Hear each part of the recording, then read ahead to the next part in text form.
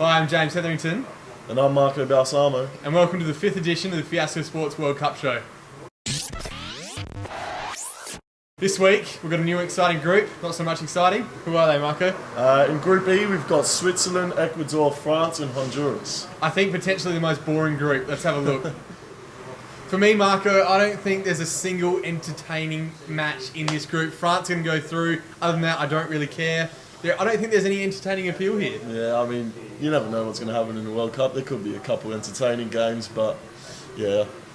100%. So apart from France, who I think are guaranteed to go through just because of the weak group, not because of their strength, who else can you see? I think it has to be Switzerland. They've got a pretty decent side. I think they'll give France a bit of a run for top spot as well, actually. Yeah, I'd agree with that. France in particular, you know, they had such a problem at the last World Cup with all the player issues, and I'm not going to get into that right now. But do you think they've almost been given a present here to advance through the group? I think so. I mean, they struggled in group stage. They had to go through by playoffs. They almost got knocked out by Ukraine. They were handed a pretty lucky draw here. I mean, they were the lowest ranked European side. This is very fortunate on their part. Very, very fortunate. Yeah, enjoy France. You're going through, even though you might not necessarily deserve it. Yeah. Now we're going to talk about big call of the week, and mine is that there will be absolutely no big call. This is a very boring group. France on top.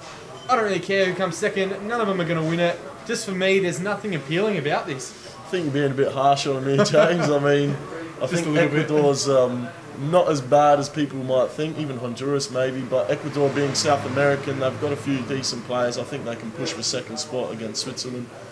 I think there might be a bit of appeal here. Fair enough. So your big call, Marco? I think Ecuador might sneak through. I don't know, it's a bit hard to call on this one, but actually I'm going to say Switzerland to win the group. Fair It's enough. my call. I mean, France, they're a bit up and down at times. Switzerland are pretty solid all over, I think. And they're not the greatest side, but they're looking all right. Okay, now for our favourite segment of the week. We hope it's yours too. Yellow card. My yellow card is heading straight towards Samir Nasri and his girlfriend for cracking it over him not being picked in the World Cup.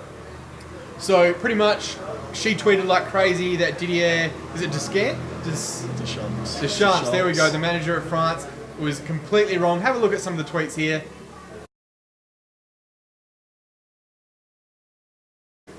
As you can see, she is a bit off the rails, and to show how much this has escalated, French manager Deschamps is suing her over all this. It's just getting out of control. It's a sideshow. I don't care.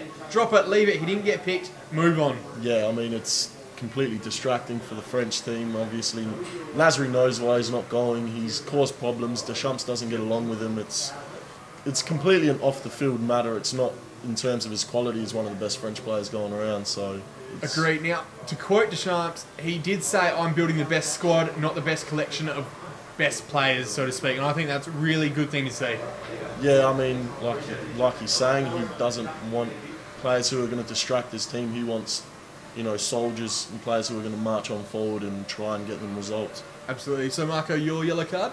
My yellow card has to go to, not so much maybe Yaya Toure, but maybe his agent for his comments about Yaya being angry about not getting birthday messages from the club and players. You've just come off a championship-winning season. You're earning millions here. What's the issue here? It's disappointing that you know, we think City's coming together. They're starting to make their own little piece of history, and then it's just a reminder they've signed a ton of mercenary players who are good, but they've come for money. I'm not necessarily saying that. Some might have come for trophies, and I don't mean to insult anyone here. But as a player, you're wearing the shirt of the club. Get over yourself. Yeah, I mean, we don't know even if Yaya was angry, but his agent came out and said he might even leave the club for it. I mean, that's just insane. Like, if he left the club for not getting birthday messages, that would be a historical moment. That would be just shambolic almost. Thanks for watching the 5th edition of the Fiasco Sports World Cup show. As always, like us on Facebook, follow us on Twitter, check out our Instagram, all the social media, and tune into the radio show 6 p.m. Sunday nights. Cheers. Thank you.